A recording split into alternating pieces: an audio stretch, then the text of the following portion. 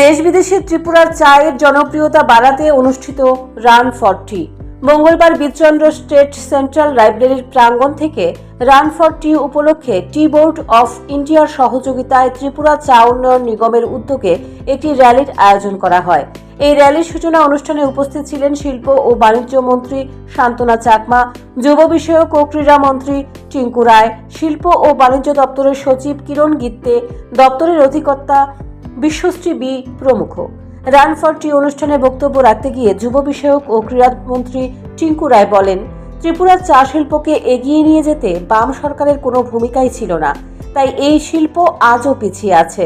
বর্তমান সরকার এই শিল্পকে দেশ এবং বিদেশের মানুষের মধ্যে তুলে ধরতে একের পর এক প্রয়াস চালিয়ে যাচ্ছে।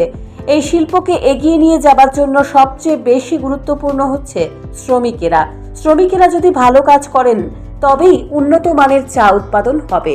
তাই সরকার চা শ্রমিকদের জন্য সরকারি ঘর, তাদের জন্য রেশন কার্ড, জমির পাট্টা দিয়েছে। এই ত্রিপুরা টি কর্পোরেশনের চেয়ারম্যান বলেছেন ইতিমধ্যে চায়ের ইতিহাস প্রায় 108 বছর ত্রিপুরার। কিন্তু এখানে যারা সামনে আছে আমরা কখনো ভাবি এই 108 বছরে এই চা শ্রমিক যারা, তাদের পরিবার থেকে কজন স্বাবলম্বী বা কজন নিজের পায়ে দাঁড়িয়েছে বা কজন ত্রিপুরার যে বিভিন্ন সরকারি দপ্তরে আছে। দেখুন, চা এরকম একটা ইন্ডাস্ট্রি, যারা এক্সপার্টরা রয়েছেন তারা জানেন যে টেকনোলজি এবং মেশিনের দ্বারা ভালো চা উৎপন্ন সম্ভব নয়। ত্রিপুরাতে 54টা চা বাগান রয়েছে। এই চা বাগানগুলো ছোট বড় মিলিয়ে এই চাটাকে ভালো করতে গেলে প্রথমত যে কাজটা হবে সেটা হলো চা শ্রমিক যারা আছে তাদেরকে বাগানে রাখতে হবে। দীর্ঘ বছর স্বাধীনতার প্রায় 78 বছরে এসে দাঁড়াতে চলছি আমরা যদি দেখি ত্রিপুরার যে পূর্ণরাজ্যে 50 বছর পার করেছি, এই 50 বছর পরেও ত্রিপুরার আমরা ওই চা বাগানে যারা থাকে শ্রমিক যারা, তাদের জীবনমান উন্নয়ন হোক সেটা নিয়ে কোনো পরিকল্পনা গ্রহণ করিনি। এই সরকারটা আসার পর 2018 সাল আসার পর চা শ্রমিক প্রকল্প শুরু হয় এবং তাদেরকে জমি দেওয়া শুরু হয়েছে।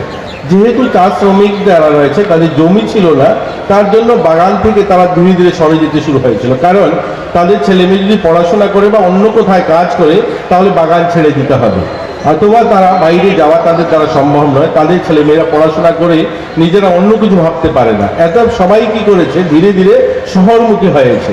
তার জন্য বাগানগুলোতে শ্রমিক শূন্য হয়ে পড়েছে। শ্রমিক শূন্য হওয়ার কারণে সেই বাগানের চা পাতা, যে ভালো কোয়ালিটির চা পাতা আমরা আশা করি, সেটার থেকে আমরা বঞ্চিত হচ্ছি।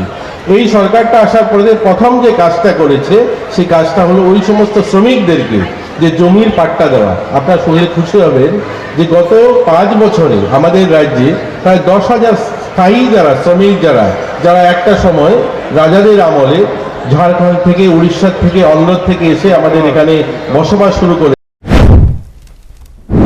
অনুষ্ঠানে সভাপতিত্ব করেন ত্রিপুরা চা উন্নয়ন নিগমের চেয়ারম্যান সমীর রঞ্জন ঘোষ।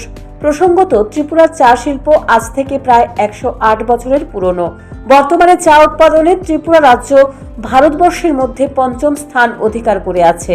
মোট উৎপাদিত চায়ের 10% উৎপন্ন হয় রাজ্যে। আজকের এই র্যালিটি বীরচন্দ্র স্টেট লাইব্রেরি থেকে শুরু হয়। শহরের বিভিন্ন পথ পরিক্রমা করে পুনরায় বীরচন্দ্র লাইব্রেরিতে এসে শেষ হয়। Bureau report, news prime Tripura.